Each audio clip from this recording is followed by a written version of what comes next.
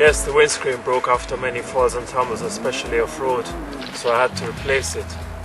Just before I left the UK, I had to leave my Yamaha XT660 named Eastern Delight there because I couldn't bring it back to Austria for various reasons. And one of the things that I salvaged from it was the windscreen, which I today put onto Metamorphosis after this one broke.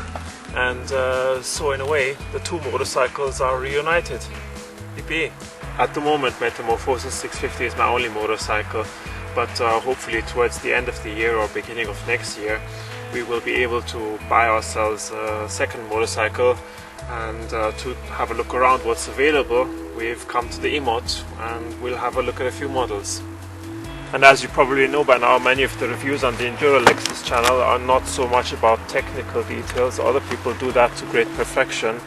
The reviews on this channel are more about actually living with the motorcycle and things to watch out for in everyday life. I could go for the 1000cc V-Strom, which would be the next step up. The cockpit looks great, but I'm not sure I need such a large focus on the rev counter and would prefer a larger speed indicator to keep my license clean. Having a larger engine with 101 horsepower means that my motorway rides will become a bit smoother than with my current 70 brake horsepower. Although I would like a shaft drive, I made the experience that the ride chain can last a long time on a V-Strom, over 20,000 miles, so having to change it occasionally isn't too bad. There are also many accessory companies which cater for the V-Strom, so one's own can always be fitted to one's needs. Having different riding modes is also exciting, as whether you're on twisty roads or on the motorway, each mode can provide you with the sensation of a whole new motorcycle. For those happy with less, there is also the 650 version in new shape and colors, with many of the same features as the new 1000. But as the power is still the same as on my current 650, I may end up with two of the same thing.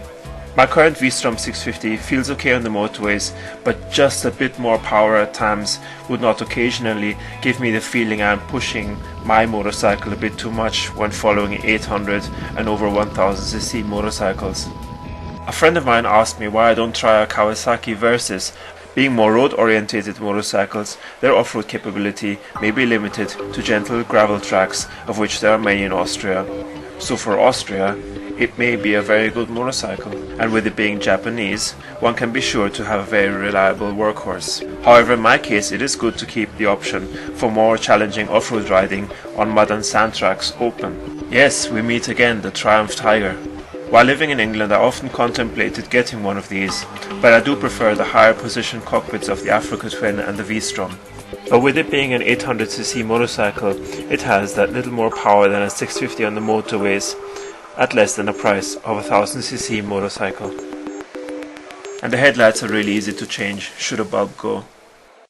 The 1200 Explorer also has its advantages like tubeless tires and shaft drive, and still enough ground clearance for not too extreme off-roading.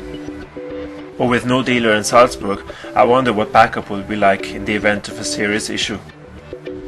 Of course, the dream would be a Yamaha 1200 Super Tenere with its powerful 112 brake horsepower engine, making it the ultimate workhorse with its carrying capability, performance and reliability. I'm not sure if the new black panniers still boil their contents like the ones in my test in Croatia in 2015 on this channel did, but there are always other options.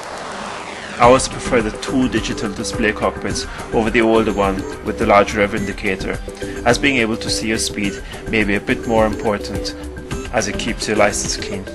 Shaft drive, tubeless tires, sport and touring riding modes and much more remind me that this is definitely my favorite motorcycle of the show. Yes, it is heavy, but from experience I can say that once it is moving, you hardly feel the weight. Unfortunately, the price for Super Teneres on the Austrian and German second-hand market is, well, I'll say no more. I thought about buying one in the UK where they're much cheaper and bringing it to Austria, but I will need to see how much the cost of changing the headlights to Austrian right-side driving and the environment tax will be. So we hope you enjoyed this episode. Stay tuned for the next one, in which we will look at more interesting motorcycles. See you then.